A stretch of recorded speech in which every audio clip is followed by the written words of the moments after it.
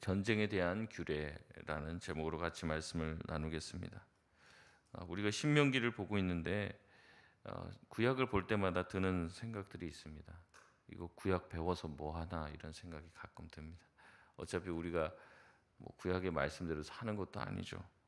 뭐 율법의 시대가 아니라 은혜의 시대인데 굳이 뭐 구약에 있는 이런 내용을 배우고 묵상해야 될 필요성을 느끼지 못할 때가 종종 있습니다.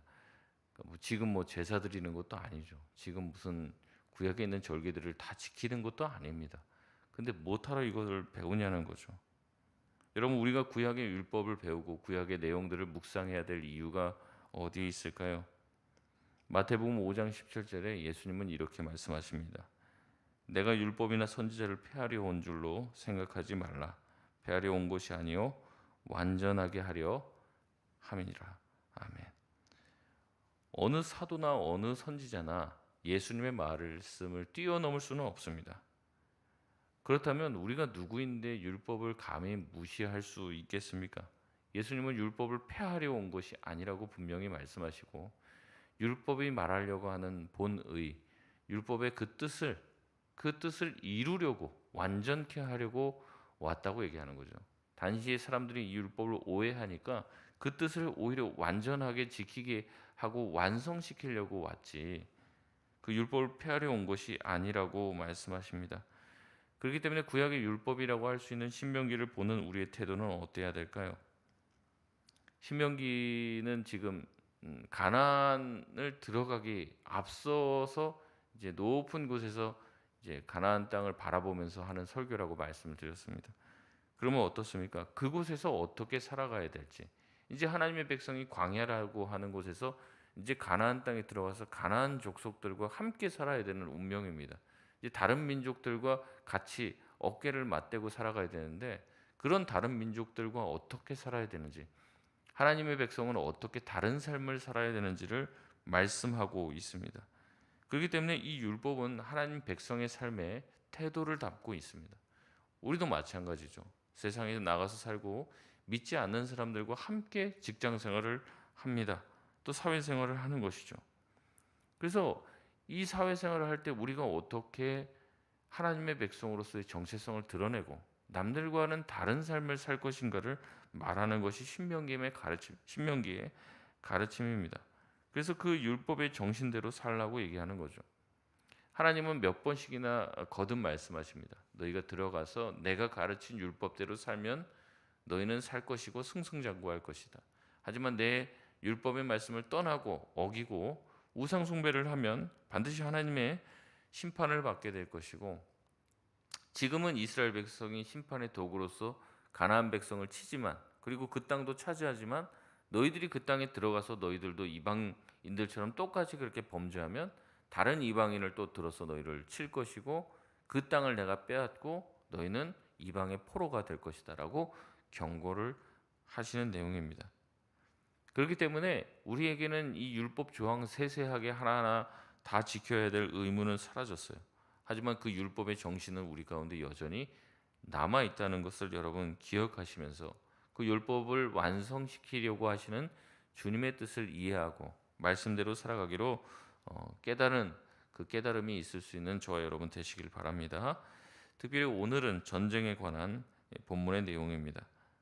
지금도 어쩌면 우리랑 상관없을 수도 있지만 어쩌면 우리의 삶이 이런 전쟁과 같은 상황 속에서 매일매일이 펼쳐지기 때문에 또한 의미가 있는 본문이라고 생각합니다. 오늘 1절 말씀에 보면 적군과 싸울 때의 내용이 나오죠. 근데 이 적군은요, 우선은 그 가나안 족속과의 싸움을 지금 생각하지는 않고 있습니다. 오히려 가나안에 정착한 이후에 다른 멀리 있는 이방인들과 전쟁을 할 때의 내용을 담고 있습니다. 그 적군과 싸우려고 할 때 그들의 말과 병거와 백성이 많다고 해서 두려워하지 말라고 하나님 말씀하십니다. 이스라엘 백성이 두려워하지 않아야 될 이유는 무엇입니까? 그들과 하나님이 함께 하시기 때문에 1절에 보면 그렇게 말씀하시죠. 내 하나님 여호와께서 너와 함께 하시기 때문에 두려워하지 말라고 얘기합니다. 그런데 그 하나님, 우리와 함께 하시는 하나님을 어떤 하나님이라고 말합니까? 애굽 땅에서 너를 인도하여 내신 하나님이다라고 말합니다. 애굽 땅에서 10가지 재앙을 통해 이스라엘을 출애굽시킨 하나님은 앞으로 만나는 대적들과의 싸움에서도 그와 같은 놀라운 역사로 함께 하실 것이라는 거죠. 그러니 이스라엘 백성들은 그들의 군사력이 대단하고 말과 병거가 많다고 해서 두려워할 이유가 없다고 말씀하고 계십니다. 그리고 이것을 또 백성들에게 한 번 말하면 이들이 또 잊어버릴 수 있잖아요. 그러니까 2절 말씀에 보면 뭐라고 얘기하냐면 싸울 곳에 가까이 가면 제사장은 다시 한번 이야기를 하라고 명령하고 계십니다. 3절의 제사장은 그들에게 이야기해야 합니다. 이스라엘아 들으라. 너희가 오늘 너희의 대적과 싸우려고 나왔으니 마음에 겁내지 말며 두려워하지 말며 떨지 말며 그들로 말미암아 놀라지 말라. 이렇게 4번이나 같은 얘기를 반복해서 하라고 얘기합니다. 왜 그 얘기를 해야 될까요? 4절 말씀입니다. 우리 같이 한번 읽겠습니다. 시작. 너희 하나님 여호와는 너희와 함께 행하시며 너희를 위하여 너희 적군과 싸우시고 구원하실 것이라 할 것이며. 아멘. 우리가 대적 앞에서 두려워하지 말아야 될 이유, 그들이 대단해 보여도 그들을 보며 우리가 놀라지 말아야 될 이유가 무엇입니까? 그것은 하나님께서 우리와 함께 하시며 우리 대신에 싸우시기 때문이다 라고 말씀하고 계십니다. 여러분, 하나님이 우리가 싸우는 그 전쟁에 참전을 하시는 거예요. 그러니까 우리가 예전에 6.25 때도 싸울 때 뭐 그런 것 아닙니까? 우리 힘으로는 못 막아내요. 그러니까 이제 강대국의 힘들, 또 힘센 나라가 도와주면 우리가 굉장히 힘을 얻게 되는데, 약한 나라들이 도와준다면 큰 힘이 되지 않죠. 근데 이제 힘세고 뭐 무기가 강력한 그런 나라들이 도와주면은 굉장히 큰 힘이 되고 적군에게 위협이 되는데, 그런 어떠한 강대국들보다도 더 강하신 하나님이 내 편이 되신다면 누가 나를 대적하겠냐는 거죠. 그렇기 때문에 하나님께서 싸우시는 그 싸움에 우리가 어떻게 보면 우리 싸움에 하나님이 동참하는 게 아니라 하나님이 하시는 성전에 우리가 같이 함께 참여하는 것처럼 오늘 본문은 말하고 있습니다. 그러니 두려워할 필요가 없는 것이죠. 그러나 하나님께서 함께 하시는 이 싸움이라고 해서 아무도 죽지 않는 것은 아니에요. 이 전쟁을 하면서도 뭐 성경에 자세하게 기록이 되어 있지 않지만 이스라엘 백성이 싸우면서도 숱한 사람들이 죽습니다. 그러니까 이스라엘 백성이 승리를 했다고 해서 이스라엘 백성이 아무도 죽지 않거나 다치지 않은 것은 아니라는 것이죠. 왜냐하면 이 다음에 나와 있는 본문의 내용들이 이미 누군가가 전쟁에서 죽을 수 있다는 것, 하나님이 함께 하시는 전쟁이지만 다소간의 피해가 있을 수 있다는 것을 이미 상정하고 말씀을 하고 있습니다. 하나님은 계속해서 말씀하시죠. 처음에는 제사장들에게 명령하셔서 두려워하지 말 것을 강하게 당부하십니다. 그리고 5절에 보면 책임자들에게 얘기하는 거죠. 이 전쟁의 책임자고 군대 장관이라고 할 수 있는 사람입니다. 이 사람들에게 명령을 하는데 어떤 명령을 하시냐면 집에 돌려보낼 사람들을 얘기하고 있어요. 집에 돌려보낼 사람. 지금 전쟁 코앞에 두고 한 명이라도 지금 숫자가 모자른 판국에 제사장은 이 싸움이 두려워하지 않아도 된다, 그 얘기를 하라 그러고, 군대 장관이 해야 될 일은 사람들 가운데 집에 돌려보내야 될 사람들을 속간해서 돌려보내라고 말합니다. 어떤 사람을 보냅니까? 5절에 보면 새 집을 짓고 낙성식을 하지 못한 자, 6절에 포도원을 만들고 과실을 먹지 못한 자, 7절에 여자와 약혼하고 결혼하지 못한 자, 8절에 마음이 허약한 자들은 집으로 돌려보내라고 말씀합니다. 여러분, 왜 그렇습니까? 계속해서 따라 나오는 말씀은 뭐냐면 그는 집으로 돌아갈지니 전사하면이라고 말합니다. 그러니까 전쟁을 하면서 하나님께서 함께 하신 전쟁을 해도 누군가는 죽는다는 것을 전제하고 있고 죽을 수도 있다는 것을 이야기하고 있습니다. 아무도 다치지 않고 아무도 죽지 않는 전쟁은 존재하지 않습니다. 전쟁에서 이기면 뭐합니까? 내 개인은, 우리 아버지는, 우리 아들은 전쟁터에서 죽을 수도 있다는 거예요. 그것을 감안하고 얘기합니다. 하나님이 함께 하시는 싸움이지만 그 전쟁에는 부수적인 피해가 따를 수 있다는 거죠. 그러니 그런 마음을 가진 사람들, 두려움 가운데 있는 사람들은 돌려보내는 것이 맞다고 얘기합니다. 여러분, 이는 당시의 문화와 맞지가 않아요. 고대 전쟁의 핵심 전술과 전략은 쪽수입니다. 한 명이라도 사람이 많아야 돼요. 한 명이라도 무기를 들고 싸울 수 있는 사람을 모아야 이길 확률이 높습니다. 그러나 하나님의 전쟁은 정반대로 갑니다. 오히려 사람을 줄이라고 말하고 있어요. 기도원과의 전쟁에서도 마찬가지죠. 어떤 사람은 얘기를 해요. 마지막에 이제 손에다가 물을 떠갖고 이제 먹는 사람들만 추려 보니까 이제 300명이에요. 그 사람들 데리고 가고 이제 입을 대고 직접 이제 개처럼 이제 핥았다, 이제 성경에 그렇게 나오는데, 그렇게 먹은 사람들은 주의력이 뭐 없으니까 돌려보내고 뭐 이제 그런 식으로 이제 설교를 하는데 이제 잘못된 거죠. 왜냐면 성경 본문에 정확하게 말합니다. 명수를 세 보니까 이제 입을 직접 대고 핥아 먹은 사람들은 사람이 많아요. 그리고 손으로 떠먹은 사람은 숫자가 적습니다. 그러니까 숫자 적은 쪽을 택했다고 나와요. 그러니까 숫자 적은 쪽을 택한 거예요. 하나님은 사람들이 숫자 많이 해갖고 전쟁을 해서 이기면 뭐라고 생각해요? 아, 우리가 숫자가 대단하니까 이겼구나, 이렇게 생각한단 말이죠. 그러니까 하나님이 이기게 하시는 전쟁이라는 것을 깨닫게 하려면 숫자를 줄여야 되는 거예요. 그래서 숫자를 줄이는 겁니다. 여러분, 이러한 내용을 가지면요, 사람들은 이것을 악용할 수도 있어요. 이 제도를 죽고 싶지가 않은 거죠. 기준이 모호합니다. 여기 보면 이런 기준도 있는 거죠. 뭐라고 얘기하면 8절에 보면 마음이 허약한 자가 있느냐, 그는 집으로 돌아갈지니. 아, 저는 마음이 오늘 허약해서 전쟁 못 하겠어요. 그러면 집에 가라는 거예요. 그런 얘기를 하는 거죠. 이 기준이면 전쟁을 아예 하지 않으려고 드는 사람이 있을 것입니다. 여러분, 우리나라는 징병제도예요.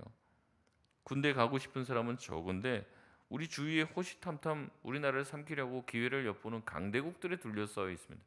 러시아, 중국, 북한, 뭐 일본, 뭐 이 주변에 있는 나라들이요, 전 세계 뭐 10위권 안에 드는 군사 강국들만 있어요. 그러니까 우리가 자주 국방을 하려면 어떻게 해야 돼요? 뭐 이제 군대를 잘 양성해야 되고 남자들을 특별히 이 군인 훈련을 시킬 수밖에 없는 거죠. 이 강제로 동원해야 됩니다. 엔간한 핑계로는 군 면제는 거의 불가능에 가깝죠. 오죽하면 면제 받았다 이렇게 하면 이제 신의 아들이냐, 뭐 이제 그런 얘기를 하는 말까지 나오는 거죠. 그럼 그만큼 이제 전쟁한다는 것은 사람이 필요한 거예요, 사람이. 그런데 하나님께서는 어떻게 합니까? 내가 대신 싸울 테니 뺄 사람을 빼라고 말씀하고 계시는 거예요. 뺄 사람을 빼라고. 하나님의 전술은 사람의 숫자로 이기는 싸움이 아닙니다. 하나님의 전쟁은 오직 믿음으로 하는 싸움이라는 것을 여러분 기억하시기 바랍니다. 그렇게 하나님을 믿는 믿음이 있을 때만 사람을 줄여나갈 수 있는 거예요. 그러면서도 하나님께 맡기면서 나아가는 것이죠. 10절까지의 내용이 전쟁 전에 해야 될 일이라면 10절에서 20절까지의 내용은 전쟁의 방식과 전쟁 후에 처리해야 될 일에 대해서 말씀을 하고 있습니다. 먼저 이스라엘은 전쟁에 앞서 샬롬을 선포하라고 말합니다. 화평을 선포하는 거죠. 그리고 상대방 또한 화평을 얘기하면 싸우지 말고 들어가서 그들과 조약을 맺고 그 다음에 그들이 자신들에게 조공을 바치도록 하며 섬기게 하라고 말합니다. 그러나 그들이 샬롬을 거부하고 대적하면 싸우는데, 이 싸움의 목적 자체가 먼저는 샬롬을 선포하고 그리고 그들이 받아들여지면 화해를 청하는 그런 방식으로, 전쟁의 목적이 사륙과 정복이 아니었다는 거예요. 가끔 어떤 분들은 뭐 이스라엘의 하나님은 전부 다 싹 죽이라고 하긴 하고 피해 굶주린 하나님이다, 이런 식으로 오해하는데 그렇지 않다는 겁니다. 하나님의 관점은 이 전쟁 또한 불가피해서 일어날 수밖에 없을 수도 있지만 그것을 원하거나 그것을 조장하지 않는다는 거죠. 평화를 받아들이고 공존을 선택하는 자들은 살려주라고 얘기합니다. 그렇지 않은 자들에게만 심판이 임하게 될 것이라고 말하는 거죠. 특별히 이 대적하고 적대적으로 행한 성을 치되, 성의 남자들은 다 죽이지만 여자와 유아와 가축은 죽이지 못하도록 합니다. 당시의 가나안 전쟁에서 보이는 가나안 땅에서 일어났던 수많은 정복 전쟁과는 차이가 있어요. 그러니까 이스라엘의 전쟁만을 얘기하는 게 아닙니다.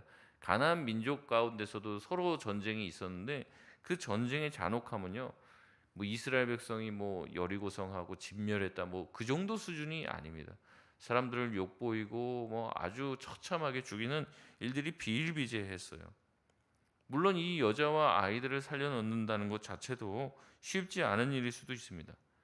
여자는 못 싸웁니까? 여자도 칼 들고 싸우면 남자보다 더 잘 싸우는 분도 있죠. 충분히 위협이 됩니다. 유아들이라고 해도, 어린 아이들이라고 해도 손에 무기를 들면은 사람을 위협하고 죽일 수 있는 위협적인 대상이 되기 때문에 죽일 수도 있습니다. 그러나 하나님은 이를 철저하게 금지시키는 거예요. 여자와 아이들은 절대 죽이지 말고 그 가축 또한 죽이지 말라고 금하시며 최소한의 전쟁의 피해만을 이야기하시고 있습니다. 그러나 16절에 이런 사람들은 다 죽이라고 얘기하죠. 그 대상은 16절 말씀에 이스라엘에게 주시는 땅에 있는 민족들입니다. 17절에 그 민족이 등장하는데 가나안 7족 속의 명단이 나옵니다. 그들을 다 진멸하라고 하시죠. 여러분, 이것은 앞에 있는 말씀과 맞지 않는 것처럼 보입니다. 굉장히 잔인해 보이죠. 하나님이 그런 명령을 하시는 이유가 다 있습니다. 그 이유가 18절 말씀인데요. 우리 같이 한번 읽겠습니다. 시작. 이는 그들이 그 신들에게 행하는 모든 가증한 일을 너희에게 가르쳐 본받게 하여 너희가 너희의 하나님 여호와께 범죄하게 할까 함이니라. 아멘. 그들을 다 죽여야 되는 이유는요, 그들이 가증한 일을 행했기 때문에 그렇습니다. 그렇기 때문에 그의 합당한 심판의 도구로서 이스라엘의 쓰임을 받는 것입니다. 두 번째 이유는 이스라엘 백성이 이 악한 모습을 보고, 악한 이들의 섬김의 모습을 보고 본받아서 배워서 그들 자체도 하나님에게 심판의 대상이 될까 염려하여 그들을 완전히 제거하라고 얘기하는 거죠. 가나안 족속들의 악함에 대한 심판의 도구가 이스라엘 백성이라면 이스라엘 백성 또한 그들처럼 물들으면 하나님께서는 이방인을 도구로 쓰셔서 심판하고 너희들을 이방의 포로로 끌고 가실 것을 말씀하고 계시는 거죠. 마지막 19절에서 20절은 포위 공격을 할 때의 규례입니다. 공격을 할 때에 나무를 베지 말라고 얘기하죠. 과목은 두고 수목은 베어도 좋다고 말합니다. 이것은 또한 당시의 전쟁과는 다른 방식입니다. 포위 공격을 하면 보통 어떻게 돼요? 딱 감싸고 나서 아무도 출입을 못하게 하고, 특별히 먹을 것이나 나무에 다 불을 질러 갖고 그 안에 있는 성 안에 있는 사람들이 혹시라도 그 주변에 있는 양식을 취하지 못하게 하는 게 일반적인 전쟁의 방식이었습니다. 그래서 그 성 안에서는 아사자가 속출하고 나중에는 어떻게 합니까? 사람까지도 잡아먹는 일들이 생기는 거죠. 하나님은 그런 일들이 생기지 않도록 그런 포위 공격을 하면서 지금 전쟁 중에 있는데도 적군을 배려하라고 얘기하고, 전쟁 이후의 일까지도 생각하여 특별히 과목은 베지 말라고 말씀을 하고 있습니다. 그래서 하나님께서는 전쟁을 할 때 잔인한 전쟁이 되지 않고 또한 피폐한 전쟁이 되지 않고 상대를 죽이기 위한 것을 목적으로 삼지 말라고 말씀하시며, 이유도 없이 자연을 고의로 훼손하는 일은 될 수 있으면 금하게 하시며 잔인한 전쟁이 되지 않도록 여러 가지 규례를 정하시는 겁니다. 말씀을 맺겠습니다. 하나님은 이스라엘 백성이 전쟁 중에도 약자를 배려하고 믿음을 지키길 원했습니다. 여기 나와 있는 수많은 조항들은 당시의 전쟁의 방식과는 전혀 다른 방식이었어요. 그렇기 때문에 그들이 하나님의 방식대로 이 전쟁을 수행하려면, 말씀대로 전쟁을 수행하려면 믿음이 있었어야 돼요. 왜냐하면 하나님의 방식대로 전쟁을 하면 어때요? 야, 이게 될까? 이 싶은 거예요. 될까? 이게. 그러나 하나님은 자신들이 하나님의 백성으로서 하나님을 믿으며 전쟁하길 원하셨고 자연을 보존시키길 원하셨습니다. 이것은 하나님의 말씀과 또 하나님의 성품과도 일맥상통하죠. 하나님은 어떤 분이십니까? 심판 중에도 긍휼을 잊지 않는 분이십니다. 심판 중에도 잔인하게 하지 않으시려고 하시는 분이라는 거죠. 이스라엘 또한 하나님을 닮아 그렇게 하기를 원하셨습니다. 불가피한 전쟁은 피할 수가 없죠. 그럼에도 악마와 싸우다 스스로 악마가 되기를 원하지는 않으셨습니다. 십자가 위에서도 자신을 못 박는 자를 위해서 기도하신 예수님처럼 전쟁 중에도 하나님의 성품을 기억하며 악을 악으로 갚지 않고 선으로 악을 이기라고 말씀하는 것이죠. 오늘도 전쟁 같은 삶을 살게 될지도 모르는 우리의 인생들 가운데서도 하나님의 성품을 기억하고 주님의 백성으로서 품위와 최소한의 인격을 지키며 살아갈 수 있는 저와 여러분 되시길 주의 이름으로 소원합니다.